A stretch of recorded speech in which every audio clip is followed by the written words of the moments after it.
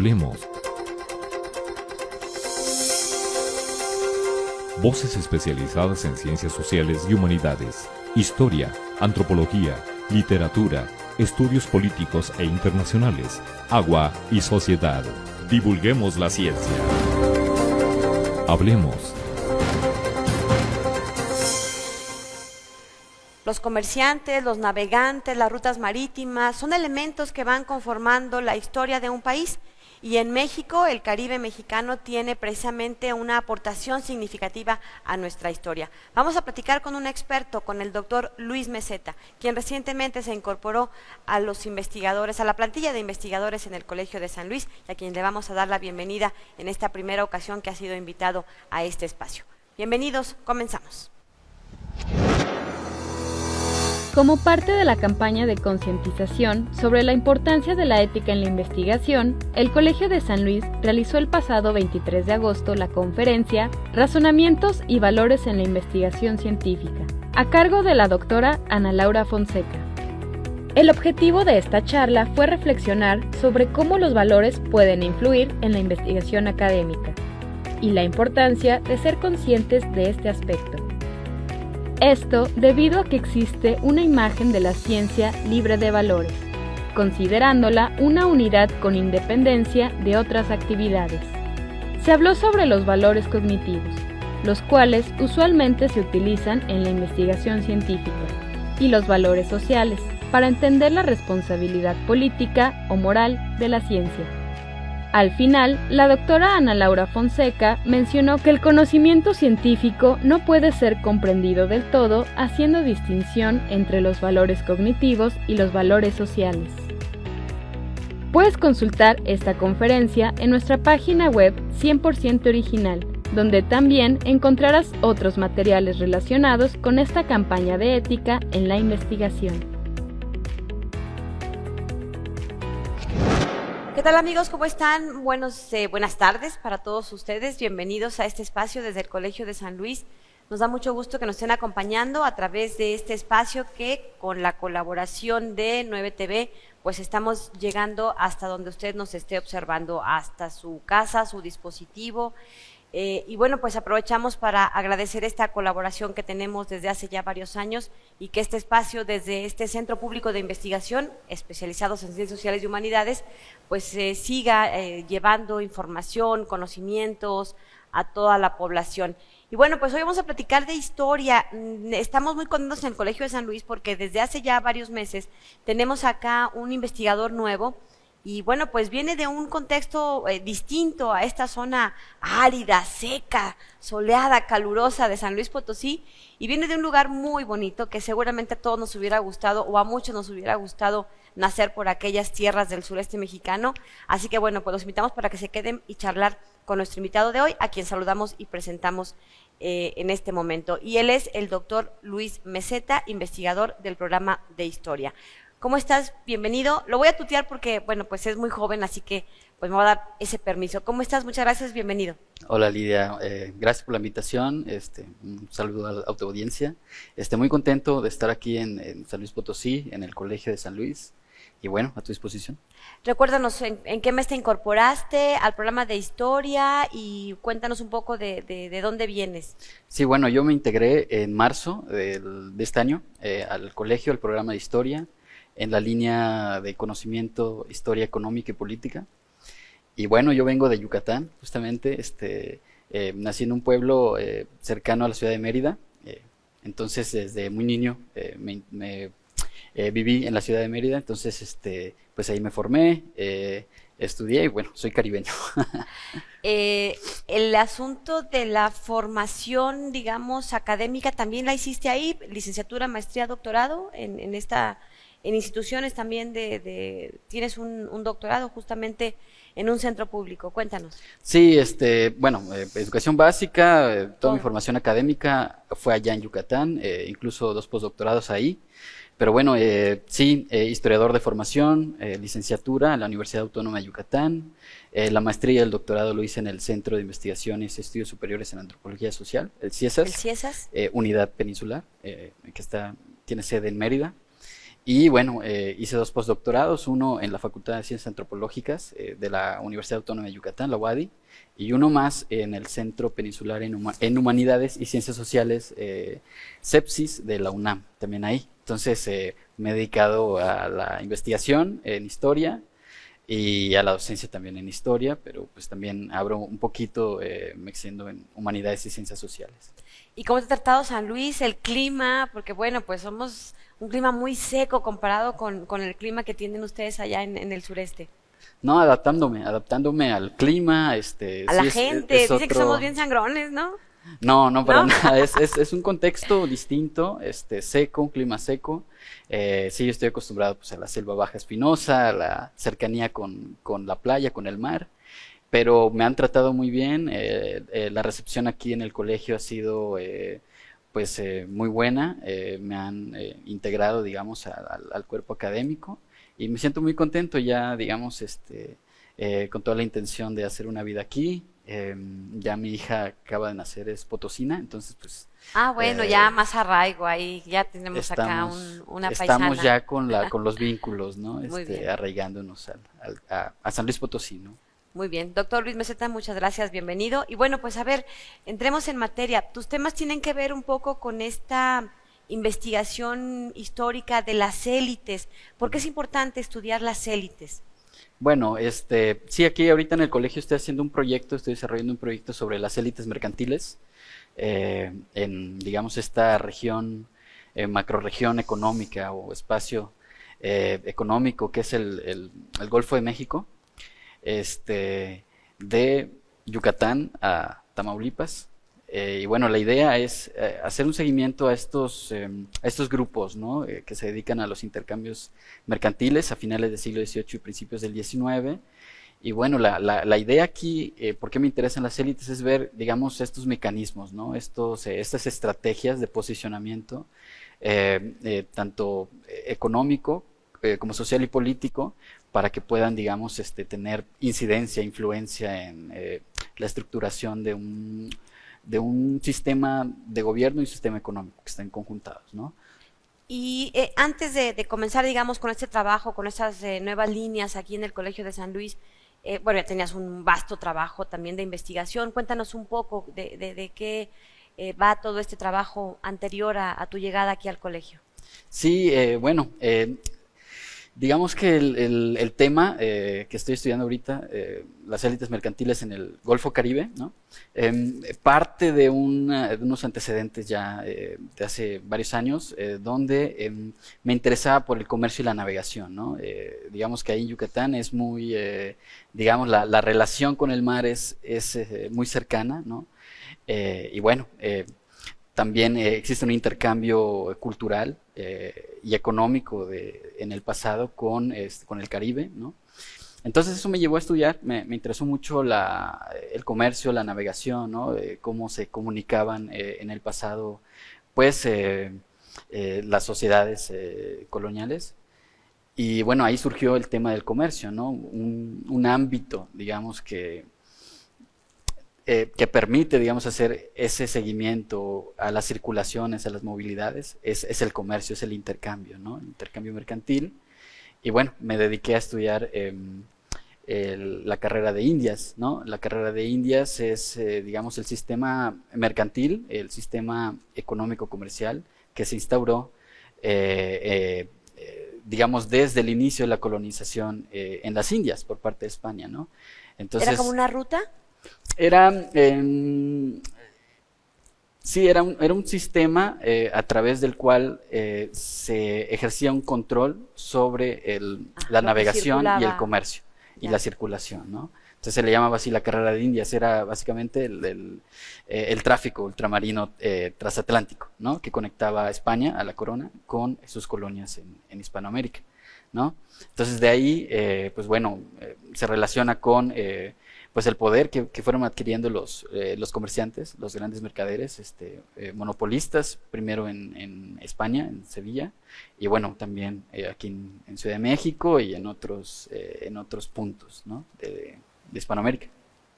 Es que hoy somos lo que somos y la doctora Monroy, que es historiadora también acá en el colegio, nos ha dicho en varias ocasiones que hemos tenido la posibilidad de entrevistarla, que somos lo que somos precisamente gracias a todas estas investigaciones que nos han explicado de dónde venimos, por qué somos como somos, por qué hacemos lo que hacemos, y no se diga con todos estos antecedentes de cuando, bueno, pues éramos parte de este virreinato español.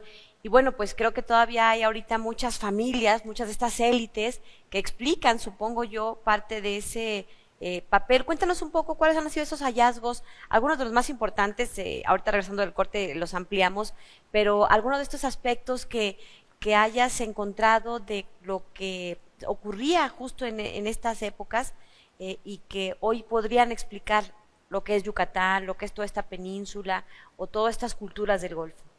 Sí, sin duda, existen, bueno, en la historia existen rupturas y continuidades, ¿no? Entonces, desde luego, vemos familias, por ejemplo, que desde el inicio de la colonización tenían un estatus, ¿no? Y es sorprendente ver cómo hasta la fecha tienen...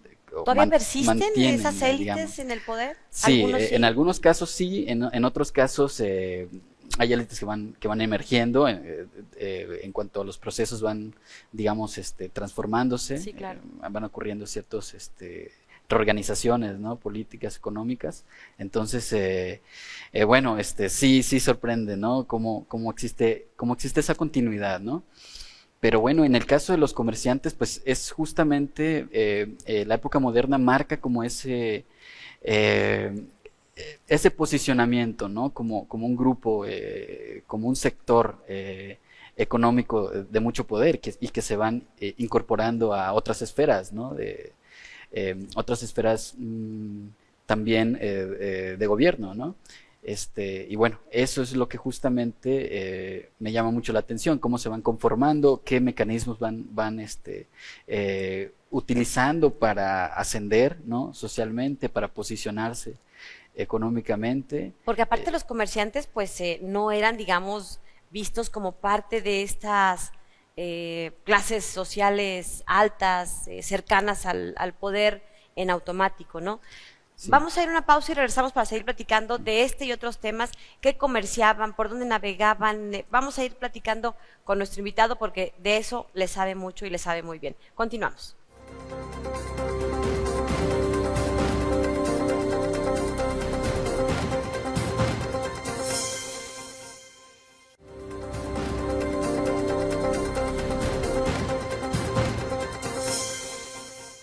Bien, estamos de regreso, vamos a continuar charlando de historia con el doctor Luis Meseta. Es un investigador que recién se ha incorporado en este marzo de 2023 al Colegio de San Luis, ha venido aquí a sumar, a enriquecer la planta de académicos, de investigadores, y bueno, tiene un proyecto sumamente interesante que bueno, pues tiene que ver con esta historia de la navegación, del comercio, de las élites, cómo utiliza, bueno, ahora vamos a preguntar precisamente cómo es que se da esta relación de poder, porque hay un poder económico, pero también hay un poder político y un poder social que se van ahí entremezclando y que, bueno, pues hace sumamente interesantes como parte de una trama, de una telenovela que se va tejiendo, de una telenovela, lo que hace la cultura de la televisión en México. Bueno, antes quiero hacer un paréntesis porque acuérdense que el Colegio de San Luis tiene estos cuadernos de notas que están muy bien cuidados en su edición,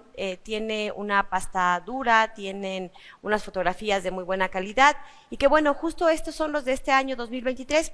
Si ustedes los quieren, están a la venta en la librería del colegio, que está abierta al público de las 8 de la mañana a las 3 de la tarde, pero también hoy tenemos regalos, así que bueno, pues a las primeras 5 personas que nos comenten en la retransmisión de YouTube, que está publicada en nuestras redes sociales, específicamente en Facebook, bueno, pues ahí si nos comentan, a las primeras 5 personas les vamos a regalar un cuaderno de notas de este 2023 del Colegio de San Luis. Y bueno, doctor Luis Meseta, cuéntanos un poco sobre qué comerciaban. Estamos hablando de estos años 1789, de ahí parte un poco el corpus, digamos, de tu investigación, o al menos de la que tienes acá en el colegio. ¿Qué comerciaban, qué trasladaban, cómo era la navegación en esa época? Bueno, digamos, el artículo más preciado, ¿no? de la Nueva España en general era la plata, ¿no? La plata, pues era un producto que se exportaba, ¿no? Estaba, digamos, en el top 10 de las mercancías que se exportaba. Y bueno, a cambio, la Nueva España recibía vinos, recibía, este, sobre todo artículos procedentes de Europa, ¿no? Textiles, ¿Cuánto ¿no? duraba un viaje? Digamos, ¿salían de dónde? ¿De qué parte de la península de Yucatán o qué parte del sureste partían las embarcaciones para llegar a España? ¿Y cuánto duraba un viaje más o menos? Bueno, justamente este sistema, la carrera de Indias, tenía como característica un monopolio, ¿no? Un monopolio donde habían puertos que estaban autorizados, ¿no? Para el comercio, ¿no? O sea, puertos exclusivos para el comercio. En el caso de España, al principio, hasta principios del siglo XVIII, era Sevilla, ¿no? Y en América estaba Veracruz, por un lado, y Portobelo, por otro, ¿no? Entonces, digamos que estas eran las rutas autorizadas para el comercio hasta finales del siglo XVIII, que es el periodo que yo estudio, cuando digamos, se reforma este sistema restrictivo, ese sistema monopólico, y se habilitan otros puertos, ¿no? Empieza, digamos, este ensayo librecambista en el Caribe, con algunos puertos pues de las islas, ¿no? La Habana, en Puerto Rico también, entre otros, para que pudieran comerciar, digamos, de manera directa con los puertos españoles que también se habilitaron, ¿no? Entonces esto marca, digamos, una transformación en este sistema de navegación y de comercio que se basaba en flotas, por un lado. En ese periodo, digamos, sobre todo en el siglo XVII, estaban, digamos, las incursiones piráticas, ¿no? Entonces, pues lo más, digamos, seguro era hacer los viajes en flota, ¿no? Y con convoyes. O sea, Que era un conjunto de embarcaciones. Más o Exacto. menos, ¿cuántas iban por flota? Aproximadamente entre 28 y 30 navíos de diferente calado para el tráfico, ¿no? Bueno, en este caso con Veracruz, ¿no? En Veracruz, como parte de este sistema que beneficiaba a algunos pocos comerciantes, digamos, privilegiados, estaba la Feria de Jalapa, ¿no? Que, digamos, los comerciantes de Ciudad de México que estaban integrados o corporados en un organismo que es el Consulado de la Ciudad de México, que se fundó también pues en el siglo XVI, pues tenían, digamos, como ese privilegio de, más bien, tenían el capital para poder adquirir esas mercancías que venían de España, ¿no? Y bueno, se comerciaban distintos artículos. De Nueva España se enviaba cacao, se enviaban tintes especialmente, y la plata, ¿no? Eran como los De Nueva España rubros para allá. de México, sí, para allá. del México colonial para Europa. Ujú. Y de Europa para aquí eran hierro, te decía textiles, vinos, aceites, entre otros, ¿no? Entre otros artículos. Y solo digamos que estos grupos económicamente poderosos se trasladaban a Jalapa para comprar las mercancías recién llegadas y era toda una ruta comercial. Entonces, Veracruz, México o Veracruz y la capital de la Nueva España. Sí, bueno, el puerto autorizado para el comercio directo con España era Veracruz, Ujú. ¿no? Y como parte de digamos, de mantener el control y sobre todo de beneficiar a los comerciantes acaudalados de Ciudad de México, se hacía la feria en Jalapa digamos, era como el mercado oficial, ¿no? De la llegada de los productos, ¿no? Entonces, se hacía la feria de Jalapa, pero existían otros puertos secundarios, digamos, donde también se hacía el tráfico, digamos, un tráfico de cabotaje, un tráfico litoral, que incluye ya puertos de esta cadena, ¿no? ¿Cómo Del cuáles? Golfo Más de o menos, México. algunos que nos Estaba puedan mencionar, Campeche, por Jaime. ejemplo. En el caso de la península de Yucatán, estaba Campeche. Campeche sobre todo, en Tabasco también, Cizal y otros puertos de Veracruz, ¿no? Eran como puertos secundarios y hacían comercio entre ellos, ¿no? Veracruz, digamos que era el punto clave y de ahí se redistribuía. Pero esto fue hasta finales del siglo XVIII. Luego cambia y y pues ya podían, digamos, comerciar directamente estos puertos secundarios con otros puntos, otros enclaves, ¿no? El comercio tanto colonial, digamos, intercolonial, como con Europa y los Estados Unidos, ¿no? ¿Qué ocurría o qué ocurrió en ese momento para que pudieran abrirse a otros puertos, que pudieran dejar de centralizar tanto estas situaciones que permitieran estas transformaciones? ¿Qué pasó? Bueno, hubo un cambio de dinastías a principios del siglo XVIII, 1710 aproximadamente, se dio una batalla, pues conflictos, digamos, imperiales, la guerra de sucesión, donde pues hubo un cambio de dinastías entre los Habsburgo, que fueron los reyes entre los siglos XVI y XVII, y ascienden los Borbones. Los Borbones eran, digamos, tenían ascendencia francesa y tenían, digamos, como otra concepción, ¿no? En cuanto a sistema económico, sistema político. Y durante este periodo se fueron, digamos,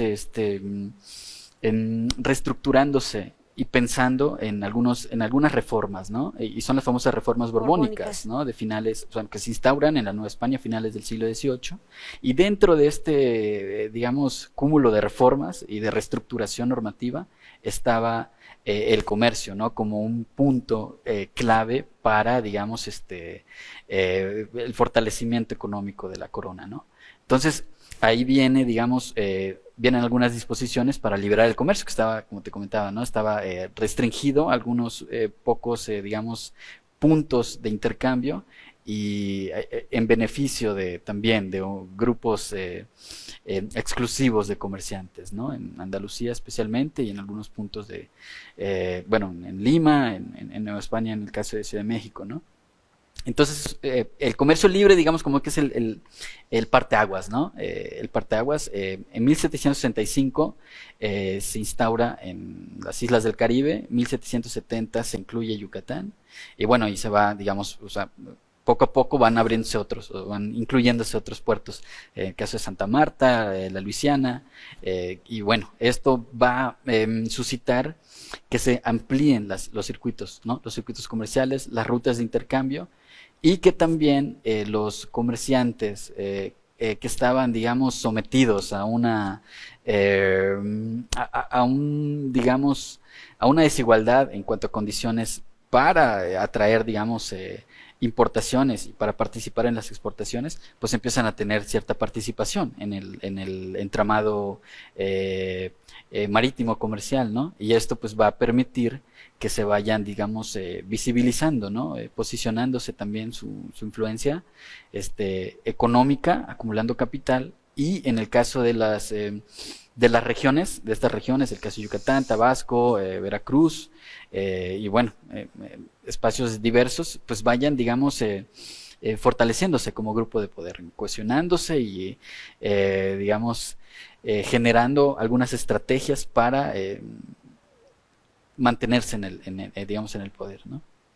¿Cuáles fueron los impactos que tuvo toda esta apertura, estos nuevos circuitos, estas nuevas rutas marítimo, comerciales? Seguramente cambió el mapa social, político, de poder quizá, porque bueno, pues es innegable que muchos de los destinos que se fueron tejiendo pues están influidos por este tipo de circunstancias, a partir del comercio, a partir de estas rutas de navegación, y bueno, de eso le vamos a preguntar regresando de la pausa. Les recuerdo que estamos regalando 5 ejemplares de nuestro cuaderno de notas de este 2023, y lo único que tienen que hacer es que cuando ya esté lista la retransmisión en YouTube, en Facebook lo anunciamos con un cartel digital que dice ahí que ya está listo en YouTube, y las primeras 5 personas que comenten en esta publicación de Facebook, les vamos a regalar con muchísimo gusto este ejemplar del cuaderno de notas del Colegio de San Luis. Hacemos una pausa y regresamos. El Colegio de San Luis, en coordinación con la UNAM y otras instituciones, llevarán a cabo el Congreso Internacional en homenaje a Aurelio González. Aurelio González Pérez fue especialista en literatura española, la literatura del Siglo de Oro y la literatura novohispana.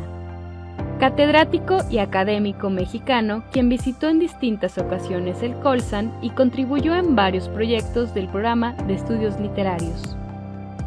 El Congreso se realizará del 18 al 22 de septiembre del 2023 en la Biblioteca Nacional de México de la UNAM.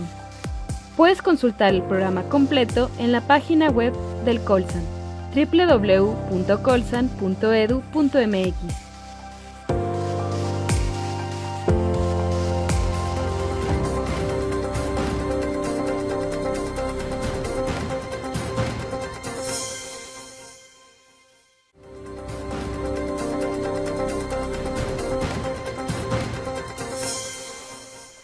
Bien, estamos de regreso, estamos charlando con el doctor Luis Meseta, es un investigador del programa de historia, recién llegado aquí al Colegio de San Luis, ha venido a enriquecer con sus temas, con sus proyectos, con sus investigaciones, pues todo este trabajo científico que se produce desde nuestro Centro Público de Investigación y nos da mucho gusto estar charlando con él. Doctor Luis Meseta, cuéntanos un poco sobre, ya decía yo antes del corte, cómo impactó social, políticamente, todos estos cambios, estas transformaciones en los nuevos circuitos marítimos, en las rutas que se permitieron, esta pues apertura que por diferentes circunstancias se fueron dando y que bueno, seguramente tuvieron algunos impactos. Si tuvieras por ahí algún ejemplo como para ilustrarnos todos estos impactos que seguramente se vivieron. Sí, hubo varios cambios a partir del comercio libre. Te puedo dar dos ejemplos. En primer lugar, el caso de la erección de consulados, ¿no? Aparte del consulado de Ciudad de México, que era el antiguo, el principal, se fueron creando otros consulados, ¿no? El caso de la ciudad del puerto de Veracruz es un ejemplo de cómo impactó. Esto generó, digamos, pues un conflicto, ¿no? de intereses entre ciertos gremios de comerciantes. Y bueno, en el caso de Veracruz se instauró, en Campeche se tenía pensado también hacer uno, no se pudo, pero bueno, también en Guadalajara se hizo un consulado. Entonces, ese fue ¿Qué hacían estos consulados? Los Perdón. consulados eran organismos, digamos, que agremiaban a los comerciantes más acaudalados, ¿no? De la Nueva España, de los virreinatos, ¿no? En el caso de España también, de ahí viene, ¿no? Y bueno, tenían dos funciones. Por un lado, estaba como un mecanismo para dirimir conflictos, digamos, conflictos entre mercaderes, los mismos, entre comerciantes, mercaderes, sí, mercaderes. era un tribunal mercantil. Ya. Y por otro lado también era una representación, era una junta de gobierno y representaban a través del consulado los intereses del gremio, del grupo, con otras corporaciones, con la misma corona, ¿no? Entonces eso hacía el consulado, ¿no? Agremiar a los comerciantes. Y surgieron más en otras partes. Sí, aparte de la Ciudad de México, que se mantuvo también como se tuvo hegemonía, la mantuvo hasta finales de la época colonial, pues aparecieron otros consulados, ¿no? Eso como un ejemplo, ¿no? De cómo impactó, sí, digamos, estas reformas, digamos, comerciales. Pero también en el caso, más específicamente hablando de comerciantes, de los agentes, un ejemplo puede ser en el caso de Yucatán, por ejemplo. En Campeche era muy común, como tenían, digamos, una vocación portuaria, comercial, desde inicios de la colonia, fue común que los comerciantes formaran parte o conformaran parte del cabildo, ¿no? Del cabildo, del cuerpo de gobierno local. Exacto. Entonces, en el caso de Mérida no. El caso de Mérida, como no habían, en Yucatán no había minas, ¿no? Y lo que sí había eran muchos indios. Ahí sobrevivió por más tiempo el sistema de encomiendas, ¿no? Entonces, el sistema de encomiendas pues permitía a la sociedad colonial, a los españoles, pues extraer los productos de la tierra, ¿no? A través de los tributos, a través de los repartimientos, que eran mecanismos coloniales, ¿no? Para la extracción que luego comerciaban, ¿no? Pero en el caso de Mérida era muy no era tan común que un comerciante formara parte de las corporaciones de gobierno o el cabildo, ¿no? Por ejemplo, ahí dominaban sobre todo los encomenderos y los hacendados, ¿no? Que eran básicamente españoles llegados sí, acá. criollos, ¿no? Pero con el sistema de comercio libre, poco a poco, digamos, los comerciantes de Mérida fueron fortaleciéndose y ocupando, digamos, puestos políticos locales, ¿no? Y el caso de Mérida es emblemático porque durante la Constitución gaditana, durante, digamos, estos cambios de ruptura o durante la crisis del orden colonial, apostaron por el constitucionalismo gaditano, los comerciantes de Mérida, y eso les permitió que durante los primeros, cuando se conformaron los primeros ayuntamientos constitucionales, varios de ellos... A partir de la Constitución de Cádiz. Sí, a partir de los influjos de la Constitución de Cádiz y cuando se instaura, varios de estos comerciantes que eran, digamos, adeptos a estas ideas, digamos, liberales, formaran parte de los primeros ayuntamientos de Mérida. O sea, era algo que no... que era pues una novedad, ¿no? Para ese caso, ¿no? Entonces vamos viendo, ¿no? Cómo estas configuraciones, digamos, estas reformas comerciales, digamos, las coyunturas propias del crisis del orden colonial, posteriormente, digamos, también los influjos de las insurgencias, pues fueron, digamos, reconfigurando, ¿no? A la fueron sociedad, ahí acomodando a la los sociedad. grupos sociales y el poder que tenían. Exacto, ¿no? Y en el caso de los comerciantes, pues es algo que le he dado seguimiento y hay ejemplos de eso, ¿no? Era medio clasista el asunto entonces, a los comerciantes los veían como menos ¿o qué? Bueno, No los dejaban penetrar tan fácil o escalar tan fácil. no en posiciones de necesariamente, poder. sino que era una cuestión tradicional, digamos, ¿no? Así se usaba. Que ocuparan los puestos, los encomenderos y los hacendados, ¿no? En principio porque, digamos que la sociedad colonial en Yucatán, y sobre todo en Mérida, digamos, respondía a ese tipo de configuración social, ¿no? Donde, digamos, la sociedad encomendera imponía a los patrones, ¿no? Y Claro, porque imponía eran un los que estatus. venían, digamos, directo de España. Y correcto, y bueno, y la continuidad que se dio, o sea, eran descendientes de los primeros conquistadores, ¿no? Entonces, pues eso les daba, digamos, un estatus frente a los resto. demás, ¿no? En muchos casos eran hacendados, ¿no? Eran propietarios y también se dedicaban a las actividades mercantiles, pero no se autoadscribían como comerciantes, ¿no? Eso empezó a cambiar a finales del siglo XVIII, cuando ya, digamos, como principal actividad económica era el comercio, ¿no? Y pues ya se asumían como comerciantes, y pues eso, digamos, que refleja el nivel de, pues de impacto o de influencia que tuvo estos cambios, ¿no? A nivel normativo en el comercio. Al principio, ¿qué perfil tenían los comerciantes, los mercaderes? ¿Cómo eran? ¿Quiénes eran los que se dedicaban a esto? Dependiendo de la zona, De la zona, ¿no? sí, claro. Del espacio, En el de la sureste, región. digamos. En el caso de Yucatán, existían en el caso de Campeche existían los intermediarios, ¿no? Personas que venían de fuera, que venían de España, digamos, puertos de gran tradición mercantil, y se establecían ahí o iban de paso, ¿no? Entonces ellos dominaban los intercambios entre Campeche, digamos, Yucatán, como Campeche, puerto principal, con otros espacios, ¿no? De Nueva España y del Caribe y de Europa, ¿no? Pero en el caso de Mérida, por ejemplo, quienes asumían esas actividades mercantiles, digamos que durante el siglo XVI, XVII, hasta la primera mitad del XVIII, eran encomenderos, hacendados, incluso funcionarios, ¿no? Funcionarios quienes asumían ese rol de comerciantes, ¿no? Entonces, un encomendero podía ser hacendado y comerciante a la vez, ¿no? Eso sí funcionaba, ¿no? Funcionaba así, ¿no? Entonces, podían serlo quienes tuvieran, digamos, como el capital, ¿no? Para poder invertir, ¿no? Digamos, en la consignación de mercancías que enviaban, ¿no? De España, de La Habana, diferentes puntos, ¿no? Veo que tu tema acá en el colegio tiene que ver, ya nos decías al principio, élites mercantiles y poder local en la región económica del seno mexicano. ¿Qué es el seno mexicano? El seno mexicano hace referencia a el Golfo de México, ¿no? Es el Golfo de México, así se le llamaba durante la época colonial, seno mexicano. Y bueno, hace referencia al Golfo de México. En este caso, lo que se pretende es articular las experiencias regionales de este proceso de fortalecimiento de las élites mercantiles, ¿no? Articularlo en esta cadena, ¿no? De puertos grandes desde, digamos, desde Mérida a Tamaulipas, ¿no? La historiografía, digamos, que estudia el tema del comercio y los comerciantes, es prolífica, ¿no? Eso es una ventaja.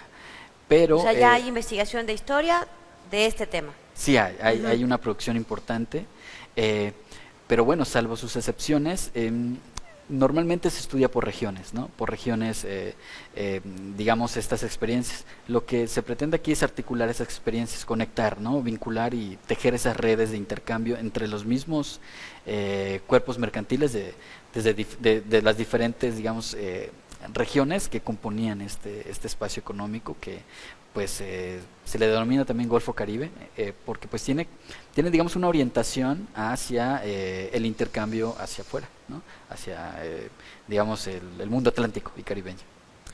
Hay dos grandes etapas que tú estableces en algunos de tus artículos. Una tiene que ver con 1789 a 1829 y la otra de 1816 a 1820.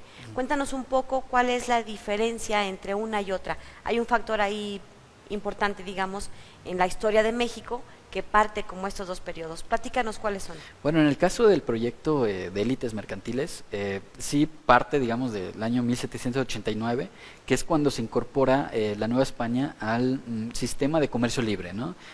Forma parte ya del reglamento de comercio libre que se instauró en 1778, pero la Nueva España pudo, digamos, insertarse a ese sistema a partir de 1789, ¿no? Entonces, por eso, digamos que Hay parte, digamos, y luego se atraviesa, pues, ¿qué? La independencia, ¿no? El movimiento de insurgencia. Sí, no, atraviesa varios temas, ¿no? Varios procesos, varios cambios, para empezar la crisis del orden colonial, las guerras, los bloqueos, ¿no? Que hay, las guerras navales de la época, finales del siglo XVIII, la invasión napoleónica, la Constitución de Cádiz, las insurgencias, ¿no? Atraviesa un periodo, digamos, efervescente en cuanto a conflictos imperiales, ¿no? Y a desestructuración como tal del sistema monárquico, ¿no? Español y monárquico europeo en general. Vamos a hacer una pausa y regresamos para cerrar esta charla que a mí se me fue como agua. Tenemos que comprometerlo públicamente para que regrese pronto y nos dé otra entrevista, porque además tiene, bueno, aparte de estos aspectos que ya hemos platicado, ya al final de la entrevista les voy a decir otro tema que maneja y que maneja muy bien y que tiene que ver con la historia desde las nuevas tecnologías, desde lo que está ocurriendo justo ahora en pleno siglo XXI. Continuamos.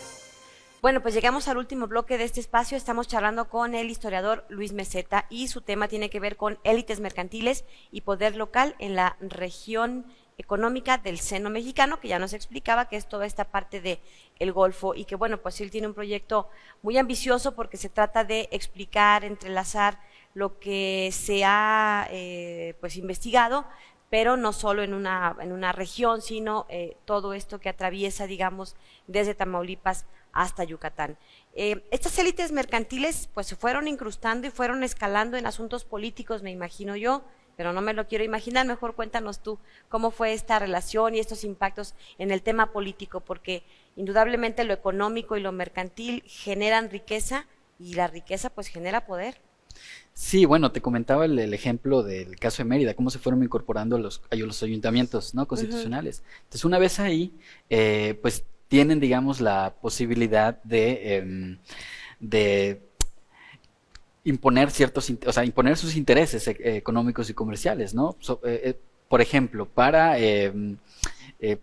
configurar o para estructurar una reglamentación aduanera, ¿no? que fue como uno de los grandes intereses, aunque tuvieron participación o dirimían sobre temáticas distintas, ¿no? Por ejemplo, la educación, que pues eran, digamos, tenían esa cercanía, ¿no? Eran letrados en muchos casos, entonces tenían esa cercanía con las ideas liberales. Y bueno, en el caso de Mérida que te comentaba, los centros constitucionales, pero bueno, en Veracruz, por ejemplo, era muy común que un comerciante fuera también un cabildante, ¿no? Entonces, digamos, se entrecruzaban pues esos intereses, ¿no? Debido al poder político, económico que habían alcanzado, pues era, pues digamos, fácil que pues, se pudieran incorporar, ¿no?, a estos sectores.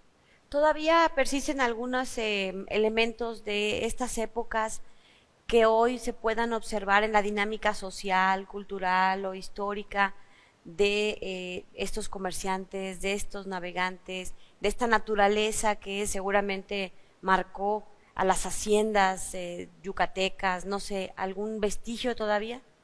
En el caso de los comerciantes, sí existen, digamos, ciertas estrategias, ciertos mecanismos para, pues, digamos, mantenerse en el poder, para cuestionarse.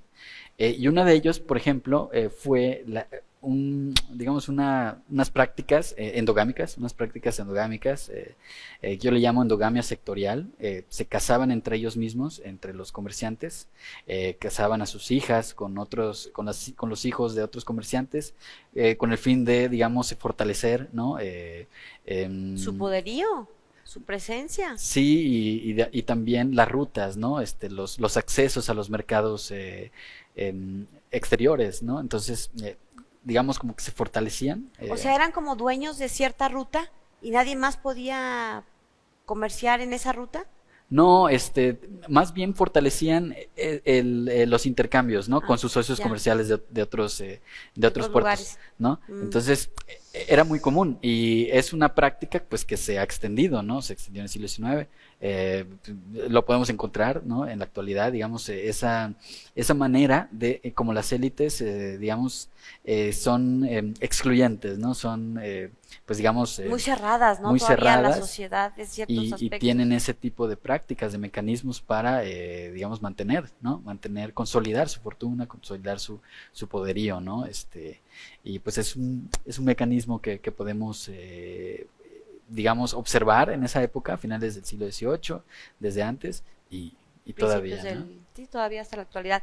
De manera así muy rápida, antes de despedirnos, cuéntanos un poco sobre qué papel jugaba precisamente en este momento de guerras, enfrentamientos, porque bueno, efectivamente hay un periodo en donde incluso en la época de del movimiento de independencia, hasta uno pensaría que no tenía nada que ver los barcos, como por qué Sí. o para qué, pues si la guerra estaba por acá en tierra. Tuvo un papel importante también en esta parte, ¿no?, de la historia mexicana. Sí, en el caso de las insurgencias marítimas, Ajá, creo que me estás preguntando. Sí, bueno, normalmente la historia nacional nos ha enseñado, digamos, el Grito de Dolores, digamos, Sí, yo me lo imaginaba que en el Bajío la guerra y nada más. Sí, la historia nacional, pues nos ha enseñado, ¿no? Digamos, esa perspectiva, una perspectiva centralista, digamos, respecto a los acontecimientos bélicos de las insurgencias, de los movimientos insurgentes. Pero, digamos que las independencias hispanoamericanas es un proceso muy amplio, muy complejo, que se extendió, ¿no?, geográficamente a espacios muy amplios, ¿no? ¿También los puertos? Y en el caso de las, digamos, los contornos de los territorios, pues, que estaban en disputa, pues existió también una insurgencia marítima, o sea, una insurgencia que se dio en el entorno marítimo, ¿no? Y que no se le ha prestado mucha atención, o sea, se le ha investigado, pero no tanto, ¿no? Y bueno, aquí tenían, digamos que es importante, es relevante, porque en este escenario marítimo se tejían las relaciones, los vínculos entre distintos grupos distintos sectores y distintas colonias, incluso imperios, ¿no? Que estaban inmiscuidos en estos procesos revolucionarios, ¿no? En el caso de la insurgencia marítima estaba, digamos, relacionada con la piratería, con los corsarios también, y pues aquí se puede dar el caso, el ejemplo de Francisco Javier Mina, que se fortaleció, ¿no? En su expedición de ayudas, de apoyos de las islas caribeñas para, digamos, armarse, ¿no? Armar sus... O sea, ¿le traían armas de las islas del Caribe? Más bien, quienes estaban, digamos, en esta causa, iban a las islas y solicitaban apoyo en armamento, en pertrechos, en hombres, ¿no? Para nutrir estas insurgencias, ¿no? Estas causas, ¿no? Digamos que eso fue parte del paso de la independencia o del movimiento de insurgencia, tuvo un papel también significativo a través de estas rutas marítimas. ¿Qué otro elemento se estaba jugando en el movimiento de la independencia desde los puertos? Porque son puntos estratégicos finalmente. Sí, bueno, trasciende, ¿no? Esto lo que nos dice es que trasciende, ¿no? Las fronteras tradicionales de indagación. El caso que de... no todo fue el grito de Dolores o la batalla de Acatita de Baján o estas cosas que nos han enseñado, ¿no? Que son importantes, pero existió un cúmulo más de situaciones, de experiencias que van más allá, ¿no? De lo que nos ha enseñado la historia oficial, digamos, ¿no? Y bueno, pues sí, desde luego los puertos eran importantes, ¿no? En ese entramado. ¿Por qué se volvían tan importantes en esta etapa de guerra? En el caso, por ejemplo, de los bloqueos, ¿no? Los bloqueos marítimos, pues impedían la circulación de mercancías y por tanto del abastecimiento. ¿Quién bloqueaba? ¿De dónde a dónde? ¿Qué se bloqueaban, digamos, los caminos, tanto realistas como insurgentes, ¿no? Para, digamos, bandos. impedir, ¿no? Impedir, en este caso, pues que existiera pues esa circulación de armas, de hombres, de provisión, ¿no? En los reductos, ¿no? Que se estaban defendiendo. En el caso de Veracruz, los insurgentes, digamos, bloqueaban los accesos y capturaban naves, ¿no? Capturaban naves, incautaban la mercancía y luego la vendían, ¿no? Y forma parte, digamos, de esas estrategias, ¿no? En cuanto a la incursión de estos movimientos libertarios en el ámbito marítimo. ¿Por qué Francisco Javier Mina tenía estos vínculos allá en el sureste y esta facilidad de andar ahí con sus aliados en las islas del Caribe? Sí, bueno, él recibió apoyo de diferentes instancias. Para empezar, la expedición salió de Inglaterra, ¿no? Entonces había un financiamiento por parte del gobierno inglés. También recibió apoyo en Norteamérica, ¿no? En diversos puertos, en Nueva Orleans, en Baltimore, en Nueva York, en Galveston. Ahí se organizaron varias reuniones con bonapartistas exiliados, negros haitianos, patriotas norteamericanos, insurgentes mexicanos, y bueno, el caso de Mina, pues él se apoyó, digamos, vio o era consciente de todo este entramado que existía respecto a, pues, a los movimientos, ¿no? Revolucionarios de la época, subversivos, y bueno, trató de aprovecharse. Al final de cuentas su expedición pues resultó un fracaso, pero sí es un reflejo de cómo funcionaba, digamos, cómo se nutrían estas causas, ¿no? Estas causas de rebelión, y hubieron otros casos, ¿no? También Bolívar también tuvo apoyo del presidente de Haití, Alexandre Petion, ¿no? En hombres, pertrechos. Era común, ¿no? Acceder a las islas, sobre todo el caso de Haití, pues era un bastión, ¿no? De las causas revolucionarias. Entonces, pues ahí iban también. Y bueno, Yucatán estaba, pues, estaba en medio, ¿no? Geográficamente, pues de todo este entramado, y por supuesto que llegó parte de esta insurgencia marítima, y hay ejemplos documentados. Bueno, pues sin duda es un tema que no podemos agotar en un solo programa. Te queremos invitar. ¿Aceptarías una nueva invitación? Sí, desde luego. Bueno, Claro. porque además tiene un tema de historia digital, que es el que les comentaba hace un momento y que, bueno, pues seguramente tendremos oportunidad de abordarlo en una ocasión posterior. Doctor Luis Meseta, muchas gracias por habernos acompañado. No, gracias a ti, Lidia. Un placer. Bueno, pues ya nos vamos. Gracias, pásela bien. Hasta la próxima. El Colegio de San Luis te invita a los eventos y actividades que se llevarán a cabo durante los próximos días. Se realizará la presentación del libro Agua y Pueblos Indígenas, del doctor Francisco López Bárcenas, investigador del Colsan. El 8 de septiembre a las 18 horas en la Casa de Cultura Jesús Reyes Heroles, en Coyoacán, Ciudad de México. Se llevará a cabo la siguiente sesión del taller Historia Social de la Salud, la Enfermedad y la Atención en México, el 11 de septiembre a las 10 horas en la Sala de Seminarios 9 del Colsan.